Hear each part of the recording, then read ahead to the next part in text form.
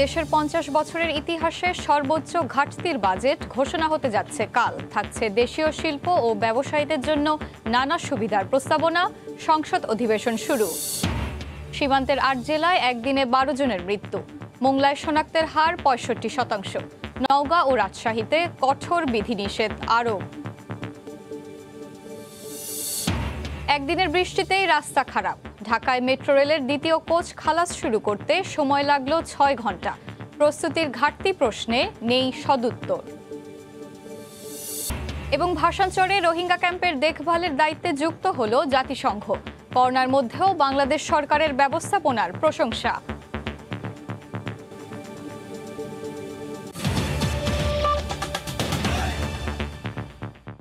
সময় সংবাদের সঙ্গে আছি আমি এশা হোসেন।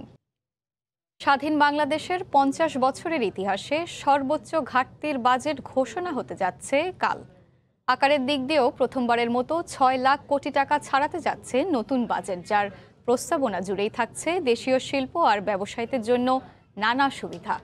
নতুন বাজেটে এনবিআরকে দেয়া হতে পারে ৩,৩০,০০০ কোটি টাকা কর আদায়ের বিশাল লক্ষ্য। পাশাপাশি বার্ষিক উন্নয়ন কর্মসূচিতে সরকার ব্যয় করবে ২,২৫,৩২৪ কোটি টাকা। জুবায়ের ফয়সালের রিপোর্ট। জুন এলেই দেশ জুড়ে আলোচনার কেন্দ্রে থাকে রাষ্ট্রীয় আয় ব্যয়ের খতিয়ান জাতীয় বাজেট। আগামী ১ বছরে সরকার কোথা থেকে আয় করবে আর কোথায় বা খরচ করবে, সঙ্গে ভান্ডারে থাকবে কত টাকার সংকট, তা নিয়েই সরব থাকে সংশ্লিষ্টরা। জীবন জীবিকার প্রাধান্য আগামীর বাংলাদেশ, এই শিরোনামেই বৃহস্পতিবার ২০২১-২২ অর্থ বছরের জন্য ৬,০৩,৬৮১ কোটি টাকার সম্ভাব্য বাজেট ঘোষণা করতে যাচ্ছেন অর্থমন্ত্রী আ.হ.ম মুস্তফা কামাল। বিভিন্ন সূত্রে পাওয়া তথ্য বলছে, নতুন বাজেটে ঘাটতি থাকতে পারে ২,১১,০০০ কোটি টাকা, যা দেশের মোট জিডিপির ৬.১%। বাংলাদেশের স্বাস্থ্য খাতে ১ ঘন্টা ১৬ মিনিটের অধিবেশনে অর্থমন্ত্রীর সংক্ষিপ্ত বক্তব্যের সঙ্গে 3D প্রেজেন্টেশনের মাধ্যমে তুলে ধরা হতে পারে করোনাকালীন বাংলাদেশের উন্নয়ন অগ্রযাত্রার নানা মাইল ফলক। বাজেটে রাজস্ব আদায়ের লক্ষ্য ধরা হতে পারে ৩,৮৯,০০০ কোটি টাকা। এর বাইরে ব্যাংক থেকে সরকারের সম্ভাব্য ঋণ ৭৬,৪৫২ কোটি টাকা। সঞ্চয়পত্র বিক্রি থেকে আসতে পারে ৩২,০০০ কোটি টাকা। নতুন বাজেটে কাজের বিনিময়ে খাদ্য কর্মসূচিতে বরাদ্দ থাকতে পারে ২,৫৮৮ কোটি টাকা। অভ্যন্তরীণ ও বৈদেশিক ঋণের সুদ মেটাতে সরকারের সম্ভাব্য ব্যয় ধরা হতে পারে ৬৮,৫৮৯ কোটি টাকা। সুখবর আসতে পারে পুঁজিবাজারেও। বিনিয়োগে বহাল থাকতে পারে কালো টাকা সাদার সুযোগ, কমানো হতে পারে লেনদেনের উপর বহাল থাকা অ্যাডভান্স ইনকাম ট্যাক্সও। আবার বহাল থাকতে পারে মোবাইল অপারেটর, তামাক, বিড়ি, সিগারেট, তামাকজাত পণ্য প্রস্তুতকারী কোম্পানির ন্যূনতম করের হার। যদিও ভর্তুকি বাড়াতে নতুন বাজেটে কৃষি খাতে বরাদ্দ বাড়বে প্রায় ১০,০০০ কোটি টাকা। ১০০ জন হিজড়ার কর্মসংস্থান হবে এমন সব কোম্পানির কর্পোরেট কর ৫% কমানোর সিদ্ধান্ত নিতে পারে সরকার। বাড়তে পারে মুক্তিযোদ্ধাদের মাসিক ভাতাও। জুবায়ের ফয়সাল, সময় সংবাদ, ঢাকা। করোনাকালে সামাজিক যোগাযোগ থেকে শুরু করে দাপ্তরিক কাজকর্ম, কেনাকাটা, আর্থিক লেনদেন সবই চলছে মোবাইল ফোন কিংবা ইন্টারনেটে। আসছে বাজেটে মোবাইল ফোনে কথা বলায় কিংবা ইন্টারনেট ব্যবহারের খরচ কমবে কি, এ নিয়ে গ্রাহকদের মধ্যে চলছে চুলচেরা বিশ্লেষণ। খাত সংশ্লিষ্টরা বলছেন, মহামারীতে অর্থনীতিকে সচল রাখতে গুরুত্বপূর্ণ হয়ে উঠেছে টেলিকম সেবা। তাই মোবাইল ফোন আর ইন্টারনেট যন্ত্রাংশে কর ছাড় চান সেবাদাতারা। শুভ খানের রিপোর্ট। ২০১৫ সালের জুন পর্যন্ত মুঠোফোন ব্যবহারে শুধু ১৫% ভ্যাট দিতেন গ্রাহকরা। তবে ২০১৫-১৬ অর্থ বছরের বাজেটে প্রথমবার মুঠোফোন ব্যবহারে ৩% সম্পূরক শুল্ক আরোপ করা হয়। এরপর থেকে হোক কথা বলা কিংবা ইন্টারনেট ব্যবহার, প্রতি বছর কর বাড়ছেই। সবশেষ করোনার মধ্যেই চলতি অর্থ বছরে সম্পূরক শুল্ক বাড়িয়ে 15% করা হয়। মাঝে যোগ হয়েছে 1% সারচার্জ। সব মিলিয়ে মুঠোফোনে ১০০ টাকার কথা বলায় ৩৩ টাকা ২৫ পয়সা এবং ডাটা ব্যবহারে প্রায় ২২ টাকা কর দিতে হয় ১৭ কোটি গ্রাহককে। ২০০ টাকা চার্জ রয়েছে সিম কার্ডে। করোনা মহামারীর মধ্যে ঘরে বসে যে সেবা দিতে চাই, সেই সেবা দিতে হলে আমার এই সম্পর্ক শুল্ক 15% থেকে কমিয়ে 5% কিভাবে আনা যায়। ৪০ থেকে ৪৫% হারে কর্পোরেট কর দেয় মুঠোফোন সেবাদাতারাও। এতে বিনিয়োগ কমছে বলে দাবি অপারেটরদের। গ্র্যাজুয়ালি এই 40টাকে 25% লেভেল আনতে হবে। যদি না আনে, শেয়ারহোল্ডারদের জন্য এই ধরনের মার্কেটে ইনভেস্ট করা উড বি ডিফিকাল্ট। অপটিক্যাল ফাইবারের মাধ্যমে দেশে প্রায় ২৫০০ ইউনিয়নে দ্রুতগতির ইন্টারনেট সংযোগ পৌঁছে দিয়েছে সরকার। তবে বাড়তি করের কারণে সেবায় ঘটছে বিঘ্ন। প্রান্তিক পর্যায়ে একটা ফাইবার অপটিক্স মোডেম দরকার পড়ে। সেই ফাইবার অপটিক্স মোডেমে এখনো 56%, 55%-এর মতন ট্যাক্স এবং আদার্স ডিউটিগুলি আছে। বর্তমানে দেশে ১৩টি প্রতিষ্ঠান চাহিদার প্রায় ৮০% মুঠোফোন উৎপাদন করছে। মহামারীতে টিকে থাকতে দাবি উঠেছে কর অব্যাহতির সময় বাড়ানোর। যে ভ্যাট অব্যাহতি বা ট্যাক্স অব্যাহতির যে সুবিধা, এটা আরো মিনিমাম ৩ বছর এইভাবে কন্টিনিউ করতে হবে। ব্যবসায়ী কিংবা সেবাদাতা দিন শেষে সব করের বোঝা চাপছে জনগণের কাঁধে। অন্তত মহামারীর সময়ে তাই কর ছাড়ের আহ্বান বিশ্লেষকদের। আইসিটি খাতে সরকার বলে দিক যে আমি আগামী ৩ বছর এগুলোর উপরে কোনো কর আরোপ করব না। তার মাধ্যমে তারা কিন্তু চমৎকার একটা নেটওয়ার্ক তারা তৈরি করতে পারবে। সংশ্লিষ্টদের মতে বর্তমানে জিডিপিতে টেলিকম খাতের অবদান প্রায় ৭%। শুভ খান, সময় সংবাদ, ঢাকা। করোনা পরিস্থিতির খবর। সীমান্তবর্তী জেলাগুলোতে করোনা সংক্রমণের হার ও মৃত্যুর সংখ্যা দুটোই সমানতালে বাড়ছে। যুক্ত হচ্ছে নতুন নতুন স্থান। বুধবার দুপুর পর্যন্ত ২৪ ঘন্টায় সীমান্তের ৮টি জেলায় মারা গেছেন ১২ জন। এছাড়া মোংলায় মৃত্যু হয়েছে আরও ২ জনের। এই একদিনে শনাক্তের হার সবচেয়ে বেশি মোংলায় ৬৫%। এদিকে রাজশাহীতে বৃহস্পতিবার সন্ধ্যা ৭টা থেকে সকাল ৬টা পর্যন্ত চলাচলের উপর নিষেধাজ্ঞা আরোপ করা হয়েছে। নওগাঁ পৌরসভা ও নিয়ামতপুর উপজেলায় দেয়া হয়েছে ১ সপ্তাহের বিশেষ লকডাউন।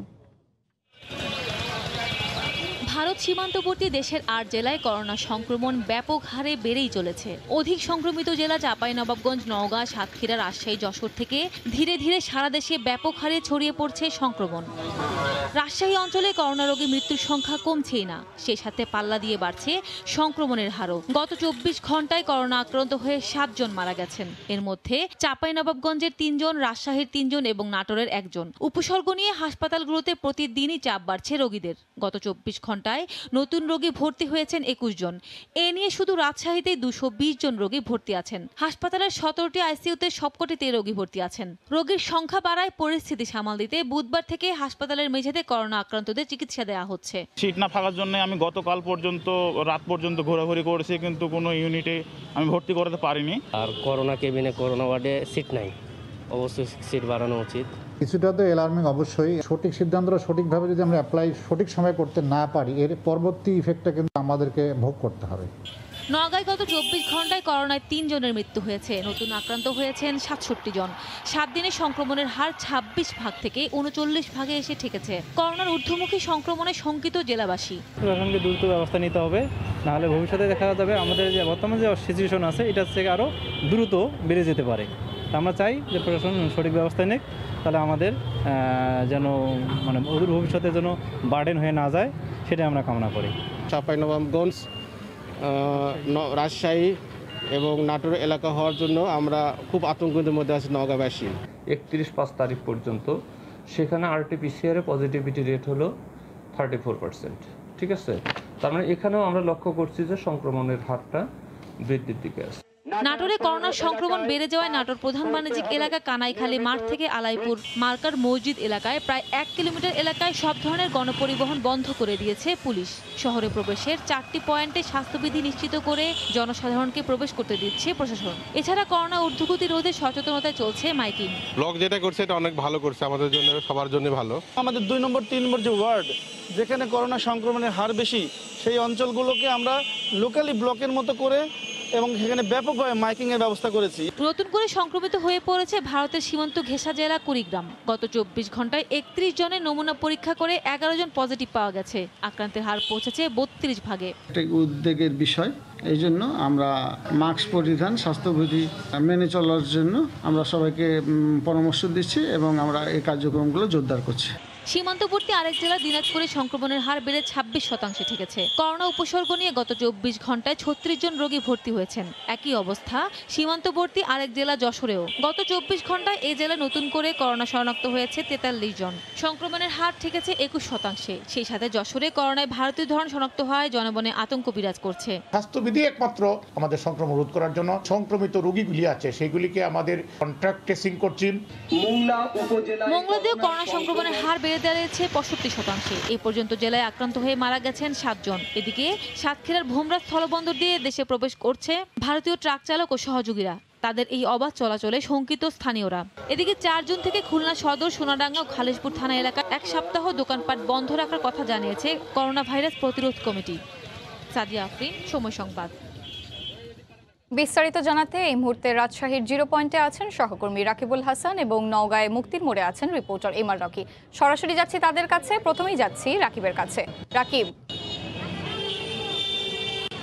ধন্যবাদ। রাজশাহীতে গেল 1 সপ্তাহ জুড়ে সংক্রমণ বাড়ছে এবং যে টেস্ট হচ্ছে তার তুলনায় কিন্তু যে করোনা পজিটিভ পাওয়া যাচ্ছে সেটি খুব উদ্বেগজনক বলে স্থানীয় জেলা সিভিল সার্জন, জেলা প্রশাসন তারা নিয়েছে। এবং এই পরিস্থিতিতে কিন্তু আজকে আমরা দেখেছি সকাল থেকে শুরু করে 2 দফায় কিন্তু আসলে বৈঠক হয়েছে। প্রথমে বিভাগীয় কমিশনারের কার্যালয়ে, জেলা প্রশাসকের কার্যালয় এবং পরবর্তীতে জেলা প্রশাসকের কার্যালয়ে 3টার সময় 3:30টার দিকে কিন্তু একটি সিদ্ধান্ত দেওয়া হয়েছে, সেটি হচ্ছে লকডাউনের সাথে 4টি শর্ত কিন্তু বাড়ানো হয়েছে এবং জেলা প্রশাসন জানিয়েছে যে পরবর্তী নির্দেশনা দেওয়া না পর্যন্ত সেই 4টি শর্ত আসলে চলবে। তার মধ্যে একটি হচ্ছে সন্ধ্যা 7টা থেকে বন্ধ থাকবে, সন্ধ্যা 7টা থেকে জনসমাবেশ বা জনসাধারণের আসলে ঘরের বাইরে থাকা যাবে, নিষেধাজ্ঞা থাকবে এবং একই সাথে কিন্তু যেটি আসলে বলা হয়েছে সেটি হচ্ছে যে গণজমায়েত হবে না বা ধরনের বিনোদন কেন্দ্র সেগুলো বন্ধ থাকবে এবং এই নিষেধাজ্ঞাটি যতক্ষণ না পর্যন্ত এরপর সিদ্ধান্ত দেওয়া হবে ততদিন পর্যন্ত বলবৎ থাকবে এবং যেটি বলা হচ্ছে যে জনসাধারণের ক্ষেত্রে আসলে অনেক বেশি কঠোর হবে এই সময়টুকুর মধ্যে। যদি চলমান যে লকডাউন, সেই লকডাউন পরিস্থিতিতে যতগুলো শর্ত ছিল এর আগে 8টা পর্যন্ত আসলে চলেছিল, কিন্তু চলবে না এবং এটা এই ক্ষেত্রে জেলা প্রশাসন জানিয়েছেন। তো পরিস্থিতি এবং জেলা প্রশাসনের যে সিদ্ধান্ত, নওগাঁর পরিস্থিতি জানবো, সেখানে এমআর রকি। ধন্যবাদ রাকিব।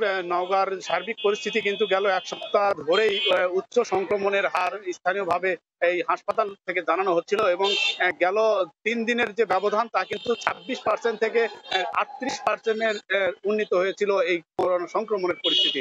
এই পরিস্থিতিতে কিন্তু জেলা প্রশাসনের পক্ষ থেকে গত 2 দিন ধরে বিভিন্ন তারা পর্যায়ক্রমে মিটিং করেছে এবং আজকে দুপুর 2:30টায় মিটিং এ তারা যে সিদ্ধান্তটা দিয়েছে, জেলার নিয়ামতপুর এবং নওগাঁ সদর পৌরসভাকে লকডাউনের ঘোষণা দিয়েছে জেলা প্রশাসনের পক্ষ থেকে। এই প্রশাসনের এই সিদ্ধান্ত কিন্তু আজ রাত 12টার পর থেকে আগামী 9 জুন রাত 12টা পর্যন্ত চলবে এবং জেলা প্রশাসন উচ্চ সংক্রমণ রোধ করতে কিন্তু তাদের যে কার্যকরী যে যতগুলি পদক্ষেপ রয়েছে এই পদক্ষেপগুলি বাস্তবায়নের জন্য আজ থেকে কিন্তু তারা মাঠে নামার ঘোষণা দিয়েছে। আরেকটি বিষয় হলো নওগাঁর পার্শ্ববর্তী বিশেষ করে নিয়ামতপুর উপজেলার একেবারে চাঁপাইনবাবগঞ্জ এবং রাজশাহীর নিকটবর্তী হওয়ার কারণে কিন্তু সবচেয়ে বেশি ওই উপজেলাতে করোনা সংক্রমণের যে বিষয়টি এটা লক্ষ্য করা যাচ্ছিল এবং গেল 2 দিনের কিন্তু সেখানে সর্বোচ্চ রেকর্ড করা হয়েছে। 37 জন কিন্তু আক্রান্ত হয়েছে গতকাল রাতের যে করোনা টেস্টের রিপোর্ট এসেছিল। অন্যদিকে জেলা সদরের পৌরসভায় কিন্তু 22 জনকে করোনা শনাক্ত করা হয়েছিল।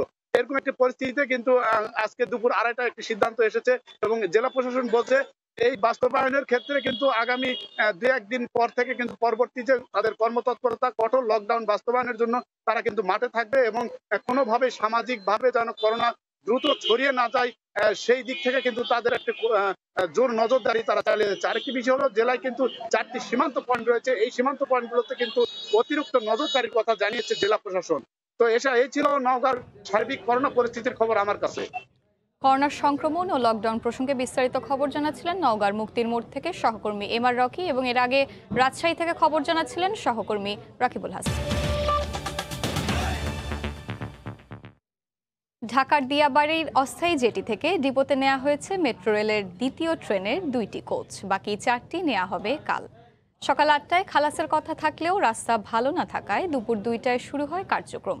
বৃষ্টিতে সড়ক নষ্ট হতে পারে, এটি বিবেচনায় রেখে কেন আগে ভাগেই ব্যবস্থা নেওয়া হলো না তার কোনো সদুত্তর মেলেনি কর্তৃপক্ষের কাছে। নির্ধারিত সময়ের 6 ঘন্টা পরে শুরু হয় মেট্রো রেলের 2য় কোচ খালাসের প্রক্রিয়া। সকাল 8টার বদলে দুপুর 2:10-এ কার্গো থেকে লরিতে তোলা হয় মেট্রো রেলের 2য় কোচের প্রথম বগি। নির্ধারিত পথ চলাচলের অনুপযোগী হওয়ায় ডিপোতে নেওয়া হয় বিকল্প পথে। সেখানে প্রথমে আলাদা করে প্রতিটি কোচ এবং পরে একসাথে পুরো সেট 19 ধাপে করা হয় পরীক্ষা। আমাদের দ্বিতীয় ট্রেন সেট চলে আসলো অন শিডিউল। 16 তারিখ আসার কথা ছিল, আমরা বিফোর শিডিউল নিয়ে আসলাম। ইনশাল্লাহ তৃতীয় এবং চতুর্থ ট্রেন সেটটি 11 এবং 14 জুন জাপান থেকে রওনা দেবে কোবে বন্দর থেকে। বাংলাদেশ এসে পৌঁছানোর নির্ধারিত তারিখ 13 হতে 14 আগস্ট। এরপর ঠিক তেমনি প্রতি মাসে 2-3টি করে আমরা নিয়ে আসবো ইনশাল্লাহ। এবারের অভিজ্ঞতা থেকে পরবর্তী রেলের কোচ আনতে আলাদা রাস্তা বানানোর কথা জানিয়েছে কর্তৃপক্ষ। বাকি কোচগুলো আমরা এই বিকল্প সড়কেই নিব, যার জন্য কোনো ধরনের কোনো সেফটির এনডেঞ্জারমেন্ট না হয়। পাশাপাশি আমরা আবার এই সড়কটিকেও আবার যেন বৃষ্টির কারণে এটি যদি বাধাগ্রস্ত হয় সেটাকে আমরা বাইপাস হিসেবে ব্যবহার করে নেব, যাতে যেন আমাদের অল্টারনেট সবসময় একটি ব্যবস্থা থাকে। চলতি মাসের 13 তারিখ জাপানের ওবে বন্দর থেকে রওনা হবে মেট্রো রেলের তৃতীয় কোচের সেট। আহমেদ সারহিন, সময় সংবাদ, ঢাকা। অন্যান্য ক্যাম্পের মতো ভাসানচরেও রোহিঙ্গাদের দেখভালের দায়িত্বে যুক্ত হচ্ছে জাতিসংঘ। ভাসানচর পরিদর্শন করে এসে করোনার মধ্যেও বাংলাদেশ সরকারের ব্যবস্থাপনার প্রশংসা করেন এক শরণার্থী বিষয়ক সংস্থার প্রতিনিধিরা। এদিকে মিয়ানমারের সামরিক সরকারের উপর চাপ প্রয়োগে আবারও আন্তর্জাতিক সম্প্রদায়কে অনুরোধ জানিয়েছেন পররাষ্ট্রমন্ত্রী। আন্তর্জাতিক মান বজায় রেখে ভাসানচরে বাংলাদেশ সরকার মিয়ানমার ফেরত রোহিঙ্গা জনগোষ্ঠীর জন্য নির্মাণ করেছে বিশাল অবকাঠামো। সেখানে ধাপে ধাপে পৌঁছেছেন 19,000-এর মতো রোহিঙ্গা। নির্মাণের পূর্বে ক্যাম্পের জীবনমান নিয়ে পূর্বে শঙ্কা জানিয়েছিল আন্তর্জাতিক নানান সংস্থা। সেই ভাসানচর ঘুরে এসেই উচ্ছ্বসিত প্রশংসা করল জাতিসংঘের শরণার্থী বিষয়ক সংস্থা UNHCR। রাষ্ট্রীয় অতিথি ভবন পদ্মায় পররাষ্ট্রমন্ত্রী ডক্টর AK আব্দুল মোমেনের সঙ্গে বৈঠক করেন জাতিসংঘের assistant high commissioner for protocol Gillian Triggs ও assistant high commissioner for operation Raouf Mazou সহ একটি প্রতিনিধি দল। বৈঠক শেষে গণমাধ্যম কর্মীদের সঙ্গে আলাপচারিতায় আন্তর্জাতিক সংস্থাটির প্রতিনিধিরা করোনাকালে রোহিঙ্গা ক্যাম্পে বাংলাদেশ সরকারের ব্যবস্থাপনার প্রশংসা করেন। মিয়ানমারের রোহিঙ্গাদের প্রত্যাবাসন প্রশ্নে সেই দেশের বর্তমান সরকারের সময়ে পরিস্থিতি অনেক জটিল বলেও শঙ্কা জানান। বাংলাদেশ সরকার ও তাদের নীতির প্রতি আমাদের পূর্ণ সমর্থন রয়েছে। রোহিঙ্গারা ঘরে ফিরতে চায়, মাতৃভূমিতে তাদের ফিরে যাওয়াই আমাদের সকলের প্রত্যাশা। আমরা কক্সবাজার এবং ভাসানচরে আশ্রয় নেওয়া রোহিঙ্গাদের সঙ্গে কথা বলেছি। নিজ দেশে প্রত্যাবর্তনই তাদের স্বপ্ন বলে জানিয়েছে আমাদের। এদিকে এত বছরও রোহিঙ্গাদের ফেরত না নেওয়ায় হতাশা জানিয়ে পররাষ্ট্রমন্ত্রী ডক্টর AK আব্দুল মোমেন জাতিসংঘকে মিয়ানমারের সামরিক সরকারের উপর চাপ প্রয়োগের অনুরোধ জানান। আমরা রোহিঙ্গাদের নিজ দেশে ফিরে নিতে সর্বোচ্চ চেষ্টা চালিয়ে যাচ্ছি। আমরা যদি তাদের তুলনামূলক ভালো আগামী চাই, তাহলে নিজ ভূমিতে রোহিঙ্গাদের ফিরে যেতেই হবে। এটা খুবই দুঃখজনক যে মিয়ানমারের পার্লামেন্টে রোহিঙ্গাদের 4 জন প্রতিনিধি আছে যারা কার্যকর কোনো পদক্ষেপ নিতে পারছে না, যা খুবই হতাশাজনক। দুদিনের রাষ্ট্রীয় সফর শেষে আজ UNHCR এর এই প্রতিনিধি দলটি ঢাকা ছেড়ে যাবে। শাতিলা শারমিন, সময় সংবাদ।